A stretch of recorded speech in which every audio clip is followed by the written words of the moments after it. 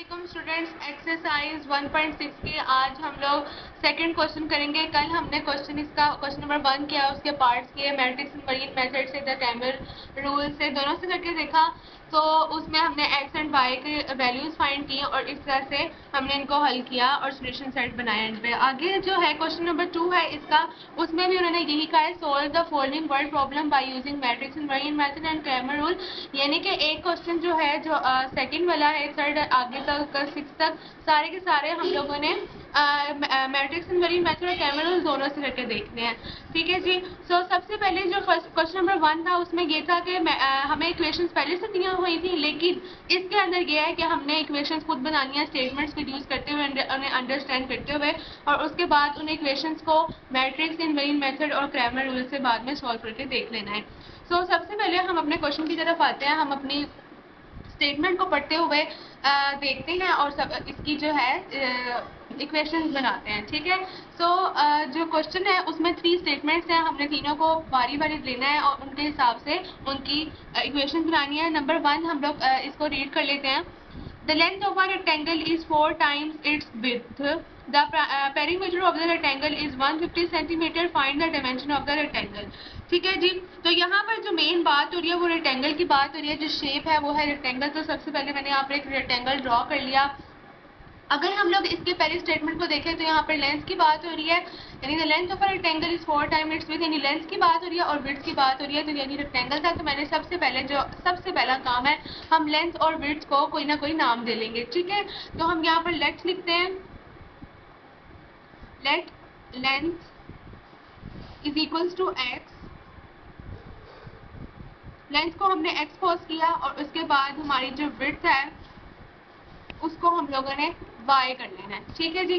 तो अपनी जो मैंने डायग्राम बनाई, रेक्टेंगुलर बनाया, उसके अंदर भी मैं लेंथ को x लिख देती हूँ और जो हमारा विड्थ है उसको मैं y लिख देती हूँ। और ठीक है जी। सबसे पहला काम तो हमारा लेंथ एंड विड्थ का हो गया, रेक्टेंगल की बात हो गई। आगे चलते हैं, इस इक्वेशन को, इस स्टेटमेंट को हम दोबारा रीड करते हैं। The length of a rectangle is 4 times it's width.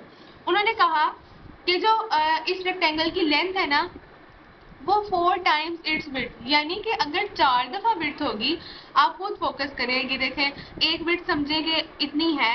अगर हम इसको 1 2 3 इसको अगर हम लोग 4 टाइम्स मिलाएं तो उन्होंने कहा कि एक लेंथ बनती है। तो ऐसा ही हो गया कि अगर 4 दफा हम लोग 1 2 एंड 3 4 दफा अगर हम लोग विड्थ को मिलाएं तो वो एक लेंथ के इक्वल होगी। उन्होंने ये बात की हमसे। ठीक है। सो हम ये आराम से कह सकते हैं कि एक लेंथ यानी कि एक एक्स यानी एक लेंथ किसके इक्वल है, 4 टाइम्स ऑफ विड्थ। मैंने 4 को मल्टीप्लाई कर दिया y से। y मैंने किसको सपोज किया था, विड्थ को सपोज किया था। सो हमारा जो था, जो फर्स्ट वाली जो थी स्टेटमेंट, उससे हमने यहाँ पर लिख लिया कि x इक्वल्स टू 4y। अब आगे चलते हैं, x अपनी जगह भी रहेगा, 4y को हम लोग इक्वल के यहाँ लेंगे, यहाँ ये प्लस में यहाँ आके माइनस हो जाएगा, -4y इक्वल्स टू 0। तो ये हमारे पास इक्वेशन नंबर 1 बन गई। ठीक है स्टूडेंट्स, आगे चलते हैं और जो फर्स्ट स्टेटमेंट थी, ये वाली फर्स्ट स्टेटमेंट थी, इसको हमने रीड कर लिया। अब अगली स्टेटमेंट जो है इसको रीड आउट करते हैं। अगले उन्होंने स्टेटमेंट में कहा है, the perimeter of the rectangle is 150 centimetre, कि ये जो हमारे पास रेक्टेंगल है इसका जो पेरीमीटर है वो 150 सेंटीमीटर है। तो हम यहाँ पर लिख लेते हैं perimeter is equals to 150 centimetre. Perimeter कितना हो गया, 150 सेंटीमीटर हो गया। अब आगे हम लोगों ने इसको इक्वेशन बनाने के लिए जो करना है, यहाँ पे हम पेरीमीटर का फॉर्मूला पुट करेंगे। पेरीमीटर का फॉर्मूला हम हमेशा से पढ़ते आए हैं, होता है 2 ब्रैकेट में लेंथ प्लस विड्थ। ठीक है जी। तो यहाँ हमने पेरीमीटर का फॉर्मूला पुट किया, आगे हमने 150 लिख दिया, ऐसे ही एज इट इज। अब आप देखें, हमने ऊपर अभी भी देखा कि लेंथ और विड्थ किसके इक्वल है, लेंथ किसके इक्वल है, एक्स के इक्वल है, और विड्थ किसके इक्वल है, वाई के इक्वल है। ठीक है जी। एंड बाहर आ गया 2 वैसे ही, और ये आ जाएगा 150 सेंटीमीटर। अब आप देखें जो 2 है इस ब्रैकेट के साथ मल्टीप्लाई हो रहा है, वहां जाके डिवाइड हो जाएगा। तो यहाँ से हम कहेंगे x plus y equals to 150 over 2। तो आगे चलते हैं, x plus y equals to, इसको इसके साथ करेंगे तो यहाँ से आ जाएगा हमारे पास 75। तो ये हमारे पास बन जाएगी इक्वेशन नंबर 2। यहाँ से हमने जो था हमने पहले देखी, पहले हमने फर्स्ट स्टेटमेंट से एक इक्वेशन बनाई, उसके बाद जो second statement, the perimeter of the rectangle is 150 centimetre, वहाँ से हम लोगों ने सेकंड इक्वेशन बनाई। एंड थर्ड चीज उसने हमसे कहा find the dimension of the rectangle, dimensions यानी एक्स एंड वाई हमने फाइंड करना है। ठीक है जी, तो एक्स एंड वाई फाइंड करने के लिए सबसे पहले हमें पता है कि दो रूल्स हैं, एक मैट्रिक्स इनवेरिएंट मेथड है और दूसरा क्रैमर रूल है। ठीक है जी, तो सबसे पहले हम लोग कर लेंगे मैट्रिक्स इनवेरिएंट मेथड।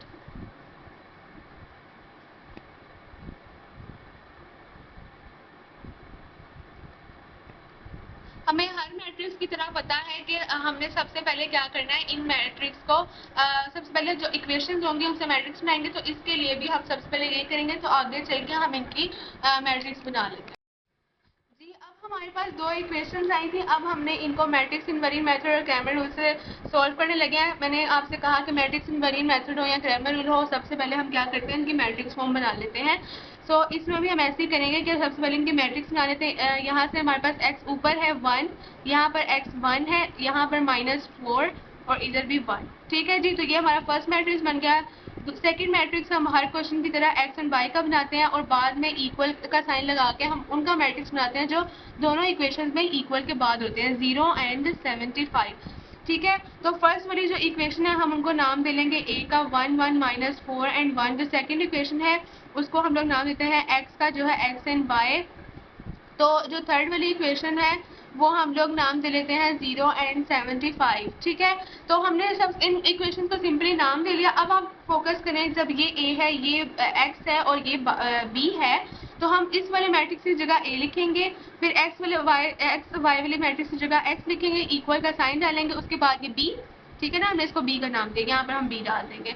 अब क्योंकि हमारे पास a भी है, हमारे पास b भी है, देखिए a के अंदर भी सारी एंट्रीज हैं, b के अंदर भी है, लेकिन यहाँ पर x एंड y है, कोई नंबर्स की फॉर्म में नहीं है, तो हमारी जो रिक्वायरमेंट है वो असल में x मैट्रिक्स है। तो हम x को एक साइड पर रख लेते हैं और यहाँ पर जब a वहाँ पर मल्टीप्लाई हो रहा था, जब वो यहाँ आएगा तो वो डिवाइड होगा, इसको ऊपर लेके आएंगे तो बन जाएगा a का इनवर्स और यहाँ पर आ जाएगा b।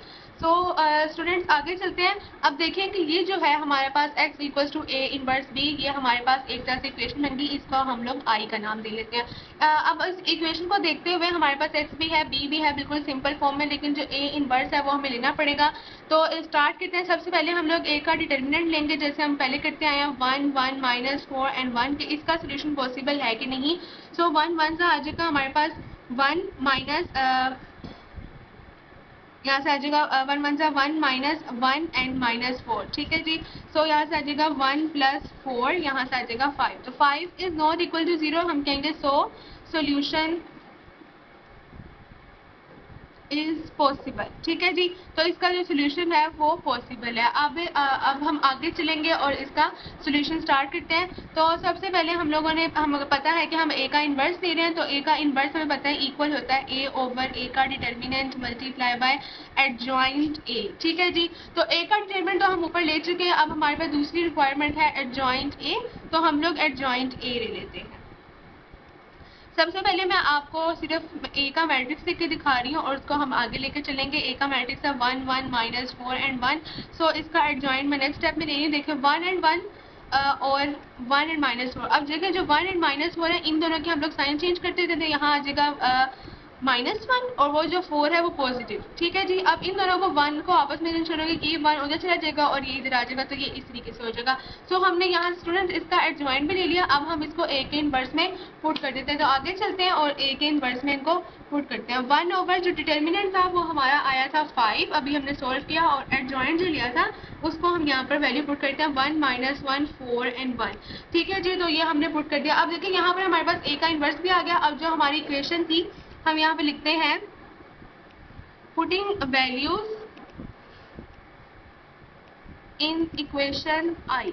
ठीक है, तो यहाँ पहले मैं इक्वेशन i पुट करती हूँ, x equals to a inverse and b।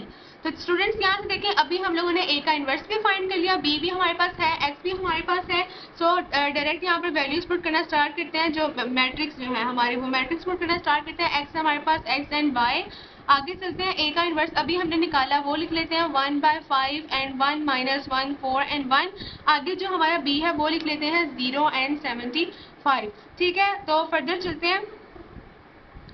आगे जाके 1/5 अपनी जगह पे वैसे ही आ जाएगा। इन दोनों मैट्रिक्स का अब हम लोग प्रोडक्ट लेना स्टार्ट करेंगे। यहाँ से आ जाएगा 1 × 0 + 4 को मल्टीप्लाई करेंगे 75 से। किस तरह से हमने किया कि फर्स्ट रो को दूसरे मैट्रिक्स की फर्स्ट कॉलम से, फिर सेकंड रो को दूसरे मैट्रिक्स की फर्स्ट कॉलम से, यहाँ से 1 0 के साथ एंड 4 75 के साथ, और हर तरह जब हम दो मैट्रिक्स को मल्टीप्लाई कर रहे थे दरमियान में हम जो साइन डालते हैं वो आता है प्लस का, तो हमने यहाँ पर प्लस का साइन डाला। ठीक है, नीचे भी प्लस का साइन डालेंगे। अब नीचे वाला जो है इसको इससे मल्टीप्लाई कर लेते हैं, यहाँ से आ जाएगा -1 मल्टीप्लाई बाय 0, आगे आ जाएगा 1 मल्टीप्लाई बाय 75। ठीक है, आगे चलते हैं 1/5 अपनी जगह भी, वैसे इसको हम लोग मजीद सिंप्लीफाई करेंगे। यहाँ से आ जाएगा 0 1 0, नीचे भी आ जाएगा 0 1 0, प्लस का साइन वैसे ही कैलकुलेटर से 4 को 75 से मल्टीप्लाई करेंगे आएगा 300। ठीक है, एंड हमें पता है 75 1 75 ही होता है। आगे चलते हैं, इसको मजीद सिंप्लीफाई करते हैं। अब हमें इसको आगे करेंगे, 0 को उनमें प्लस करेंगे, यहाँ पे आ जाएगा 300 एंड यहाँ पर आ जाएगा 75। ठीक है, अब आगे चलते हैं और इसको देखते हैं कि जो 1/5 है वो हमारा 1/5 इसके साथ भी मल्टीप्लाई हो रहा है, इसके साथ भी मल्टीप्लाई हो रहा है, तो 1/5 को अंदर दोनों के साथ मल्टीप्लाई कर देंगे। 300 यहाँ से मल्टीप्लाई होगा 1/5 से, और यहाँ पे 75 भी मल्टीप्लाई होगा 1/5 से। ठीक है जी, तो इनको मल्टीप्लाई जब करेंगे तो यहाँ से क्योंकि 1 ऊपर और 5 नीचे है तो 300 और 5 आपस में डिवाइड हो रहे हैं। यहाँ से आ जाएगा 300 divided by 5 and 75 divided by 5 and ये x एंड y अपनी जगह पे। अब इनकी कटिंग स्टार्ट करते हैं, तो 5 1 5 एंड 5 60 सा, उसके बाद 5 1 5 एंड 5 15 सा। अब कैलकुलेटर करके देख लेंगे 60 एंड 15। ठीक है जी, तो ये x एंड y अपनी जगह पर वैसे ही आ जाएगा। अब आप गौर करें कि जो मैट्रिक्स है उनके दरमियान में कौन सा साइन है जी स्टूडेंट, इक्वल का साइन है। ये इक्वल का साइन शो करता है कि ये दोनों मैट्रिक्स आपस में, दोनों की जो एंट्रीज हैं वो आपस में ऑपोजिट बिल्कुल इक्वल है। तो आप देखें, अगर x है तो वो 60 के इक्वल होगा और जो y है तो वो 15 के इक्वल होगा। तो इनको सेपरेट करके लिख लेते हैं, x इक्वल टू 60 आ जाएगा और y इक्वल्स टू 15 आ जाएगा। तो यहाँ से हमारे पास x की वैल्यू भी आ गई और यहाँ से हमारे पास y की वैल्यू भी आ गई। अब एंड जो हम लोग स्टेप हर में करते हैं, क्या करते हैं, इसका सोल्यूशन सेट बनाते हैं। तो इसका भी हम सोल्यूशन सेट बना लेंगे। ठीक है, यहाँ पर आ जाएगा 60 एंड यहाँ पर आ जाएगा 15। अब ये जो है हमारा ये फर्स्ट वाला मेथड सॉल्व हो गया। अब आगे चलते हैं सेकेंड मेथड से करते हैं। इसको इसी वाले क्वेश्चन को, क्वेश्चन नंबर 2 को हम लोग क्रैमर रूल से करने लगे हैं। सो इसमें यहाँ पर हम इक्वेशंस दोबारा लिख लेते हैं जो हमने बनाई थी। ठीक है, x - 4y equal to 0 first equation थी हमारी, और दूसरी थी x + y इक्वल टू 75। ये हमारी इक्वेशन नंबर 1 थी एंड ये हमारी इक्वेशन नंबर 2 थी। तो हमने जैसे हर मैट्रिक्स में करते हैं तो इस मैट्रिक्स में भी ऐसे ही करेंगे कि हम लोग हर रूल में जैसे करते हैं मेथड में कि सबसे पहले क्या करते हैं, मैट्रिक्स बना लेते होते हैं। तो हम इसके भी सबसे पहले मैट्रिक्स बना लेंगे 1 1 -4 एंड 1। ये किस तरीके से बना, x1 है ऊपर ऊपर 1, नीचे x1 है नीचे भी 1, ऊपर -4 है -4 लगाया, और y यहाँ पर पॉजिटिव में है तो यहाँ 1 लगाया। आपने साइन को इग्नोर नहीं करना। ठीक है, आगे चलते हैं। x एंड y का अलग से मैट्रिक्स बना देते हैं और इक्वल के बाद के जो साइन नंबर्स हैं ऊपर है नीचे 0 एंड 75, इनका भी मैट्रिक्स बना देते हैं। अब इन मैट्रिक्स को हम देख लेते हैं। हमें पता है कि हमें नाम दिया हुआ था कि ये मैट्रिक्स हमारा क्या था, ए मैट्रिक्स था। सो ए मैट्रिक्स इक्वल्स टू हम यहाँ पर कहते हैं 1 1 -4 एंड 1, और हमें पता है कि x मैट्रिक्स और ये भी पता है कि बी मैट्रिक्स है। ठीक है, तो हम लोग सबसे पहले देख लेते हैं कि इसका सोल्यूशन पॉसिबल है कि नहीं। तो हम लोग ए का डिटर्मिनेंट ले लेंगे 1 1 -4 एंड 1। इसका डिटर्मिनेंट हमने पीछे लिया तो वो हमारे पास आंसर आया था 5। 5 इज नॉट इक्वल टू 0, यानी कि हम कहेंगे सोल्यूशन इज पॉसिबल।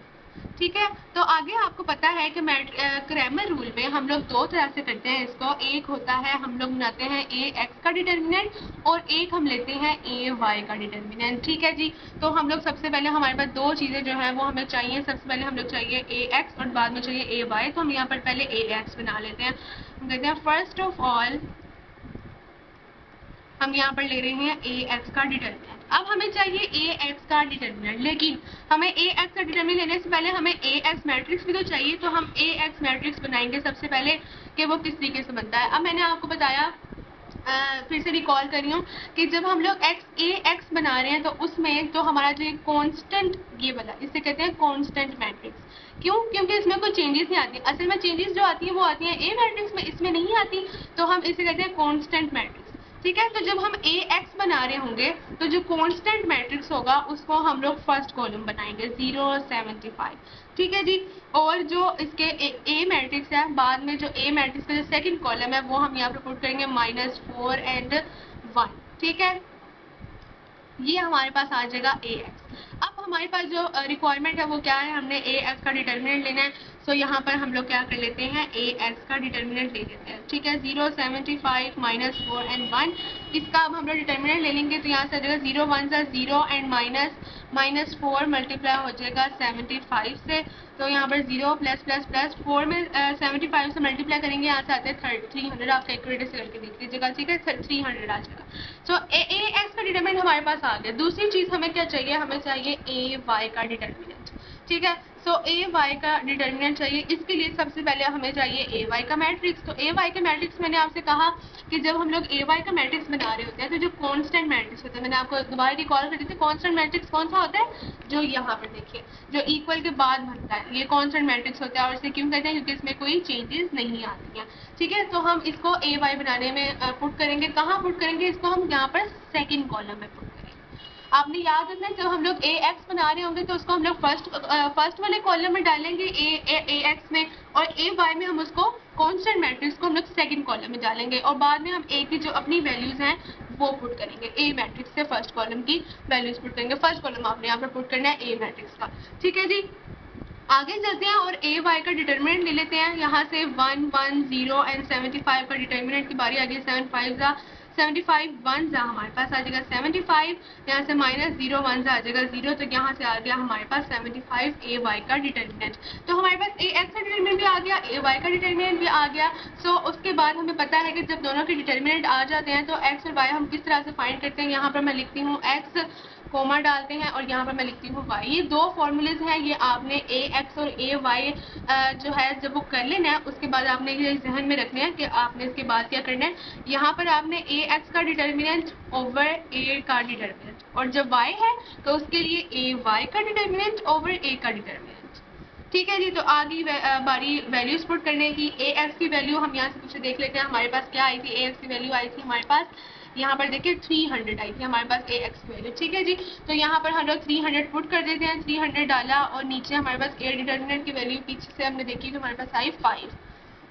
जब हमने ए का डिटरमिनेंट बिल्कुल स्टार्ट में लिया था ना तो वो थी 5, ठीक है। अब वाई की वैल्यूज भी पुट करते हैं। ए वाई की अभी ये देखिए यहाँ ऊपर है जो है हमारे पास 75 एंड नीचे हमारे पास ए की जो डिटरमिनेंट है देखा जाए तो वो हमारे पास आया 5। यहाँ से आप पुट कर देते हैं तो एक्स ए जब आपस में कटिंग हो जाएगी 6 5 30 एंड 0 हमारे पास वैसे ही, एंड 5 1 जा 5, तो यहाँ पे गया कैरी 25 बन गया एंड 15, ठीक है जी।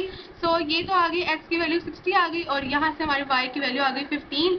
दो हमारे पास वैल्यूज आ चुकी हैं। अब आप देखेंगे कि जब हमने उसे मैट्रिक्स इनवेरिएंट मेथड से किया था तब भी वो एक्स की वैल्यू 60 आई थी और वाई की 15 आई थी। बाद में हमने जब इसको क्रैमर रूल से किया है तब भी 60 और 15 आई है। तो इसका हम लोग एंड पे सोल्यूशन सेट बना देंगे, कर्ली ब्रैकेट डालेंगे, यहाँ पर आ जाएगा 60 एंड यहाँ पर आ जाएगा 15। तो ये हमारा जो था पूरा हो गया। आज की वीडियो में हम लोगों ने एक्सरसाइज 1.6 का क्वेश्चन नंबर 2 किया, मैट्रिक्स इनवेरिएंट मेथड से भी किया और उसमें क्रैमर रूल से भी किया।